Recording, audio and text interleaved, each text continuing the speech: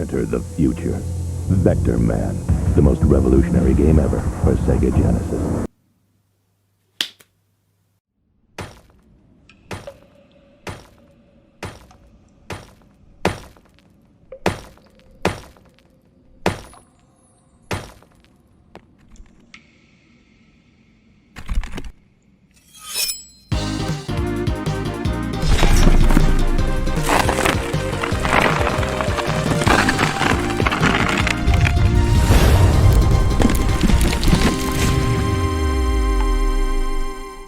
The Sega Genesis was a big impact back in '89, having good games for the system. In 1991 came Sonic the Hedgehog. It was a huge success that spawned 3 sequels on the Genesis, one of them being a 2-parter. There are some good games and some shitty games that the AVGN reviewed in the past, which he's still doing to this day, which is kind of shocking. Are you kidding me?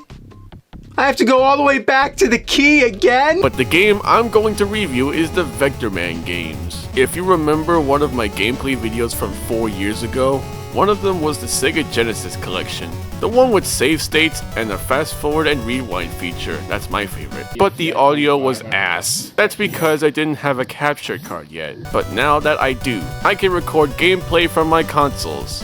On to Vectorman. In October 24th, 1995, Vectorman was announced for the Genesis. The next-gen consoles were already out, like the N64, PS1, and Sega Saturn. Vectorman looked like Sega's 1-year late response to Nintendo's Donkey Kong Country, and this game came out 2 months after the impact of Windows 95. Let's just get this shit over with. I just noticed that Vectorman and Windows 95 came out the same year but in different months. This game was developed by Blue Sky Software, who also made the 2 Jurassic Park games for the Genesis. The title screen looks impressive, and I changed the difficulty to Insane, which is hard mode. The story takes place in the not-so-distant future, 2049. There was a future gag in Shining Rainbow Pretty Cure when I was the main antagonist in episode 14, part 1 and 2, where the whole planet Earth was polluted and humans fled it and leaving the Orbots to clean up the mess. Raster oversees the cleanup, but one of the Orbots just attaches a nuke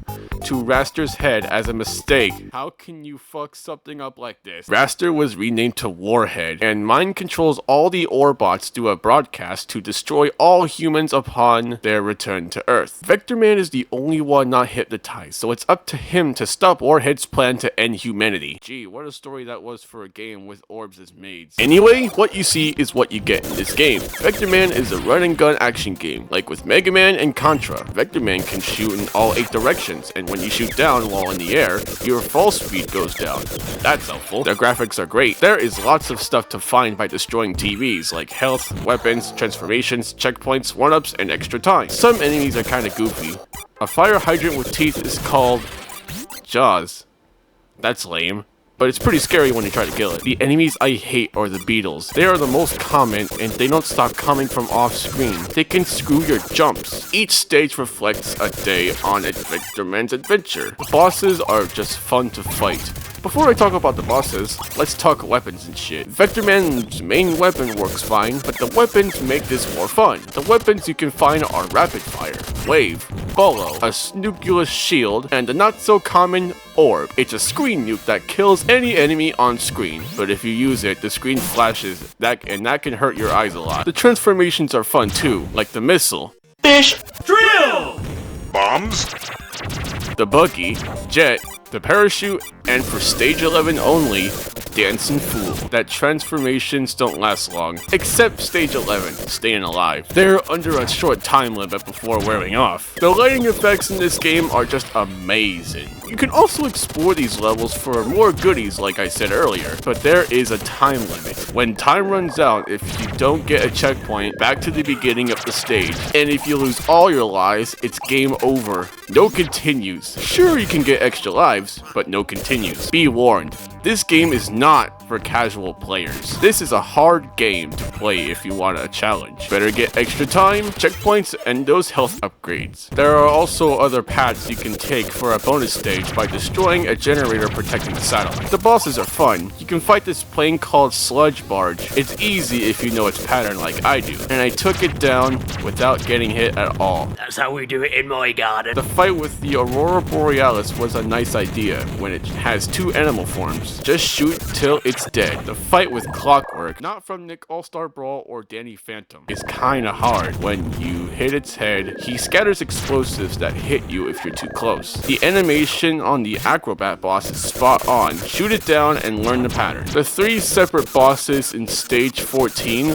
are unique to say the least. The Spider Bomber flies up and down in a weird pattern. The Piranha goes too quick if you hit it. The 3rd robot is just called Monkey. Shoot it down and fire at will. Warhead can be fought not once, not 2, not even 3, but 4 times in each form he has. The first form of Warhead in stage 2 is on a high train for some reason, but it's kinda tricky. His second encounter is just you shooting at his hand with your Cricket transformation. I forgot that transformation. Oops. The 3rd encounter is just his head popping out. Shoot him in the shield gap and he'll go down easily. The final showdown with Warhead is in a tornado in stage 16, the final stage. The final boss is tricky because there is little room to stand on floating platforms carried by a tornado wind. The more you damage Warhead, the more pieces of his head fall off. That kinda creeped me out, but I was able to push through and beat Warhead. Warhead is vanquished. The Earth is safe for the return of humanity. Earth has a new hero, Vectorman. Then you get a cast of characters before the credits. Some games used to have this.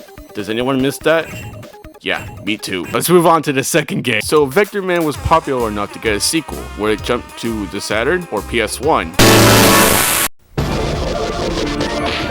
Do unto others as others do unto you. New Vectorman 2, only on Sega Genesis. In November of '96, Vectorman 2 was released for the Sega Genesis. Most people moved to the PS1, Nintendo 64, or Sega Saturn. Japan jumped ship to the Saturn by then. The crazy thing as well is that Windows NT 4.0 came out 1 year after the impact of Windows 95. And 3 months before Vectorman 2. I'm changing the difficulty in this game too. The title screen of Vectorman 2 is pretty cool, but the box art shows Vectorman shooting bugs.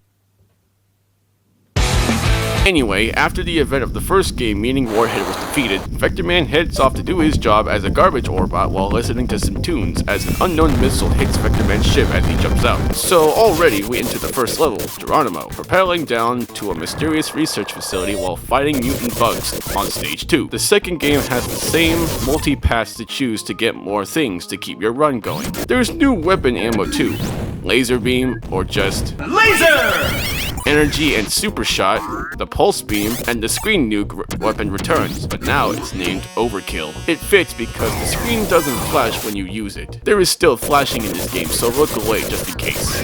The music from both Vectorman games hits harder than any track. The color palette in Vectorman 2 is kinda bland to be honest, and this game is guilty of the crime for reusing too many assets like with stage 8 through 12, or known as scenes. The same level design can be used once or twice. I didn't notice that until now, god damn it. But you can still find stuff from the previous game, but now they're hidden in power sacks.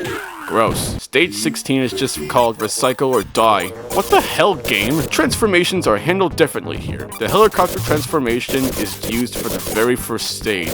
Appropriate. The skates transformation are used in stage 8, 10, and 12. The tornado transformation is found in power sacks of stage 18. The assimilation transformations are a different story. You can find a shield in stage 3, Fog Jam. Hopping from tree to tree in that stage is kind of frustrating. After a stage, you go to a bonus stage. Yep, they're back, and in 3 types. Race, Space, and Invader. You know, like Space Invaders. The bosses though, they are weird looking. The first boss is a goddamn 2-headed bug that shoots fire twice. It screams after it's defeated by destroying its heads.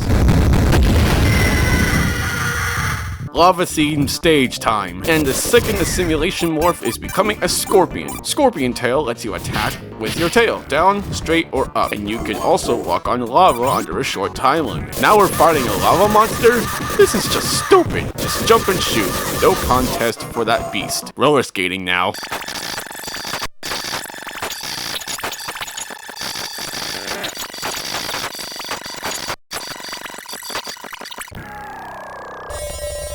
Now I'm digging through dirt at this stage.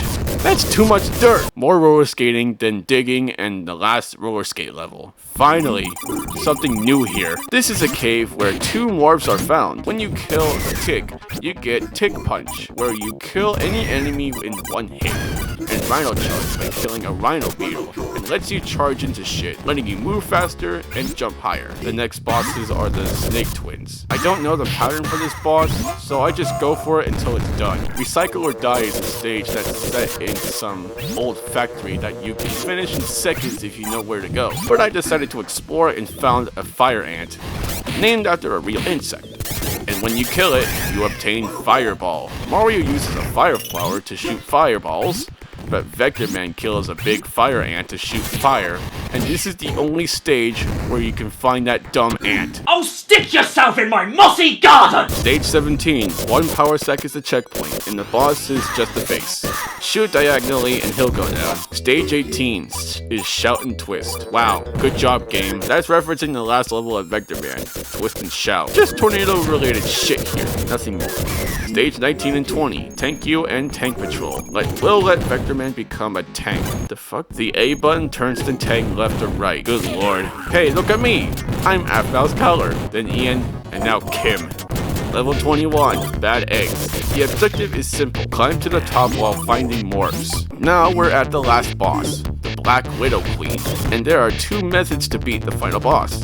Standing on platforms or moving left and right while shooting. Vectorman 2 has cheat codes.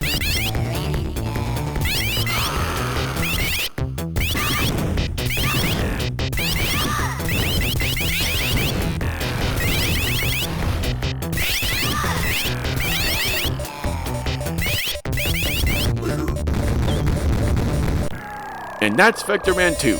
The ending just sucks balls. Vectorman just climbs a mountain-like platform, uses overkill, we go to the sky, the screen says victory, then we go to the credits without any roll call like the first game. So that was the Vectorman series. Vectorman 3 was cancelled from the Saturn, Dreamcast, even the PS2. You can find these 2 games in the Sega Genesis collection on most consoles nowadays. When was the last time that happened? That's a good question.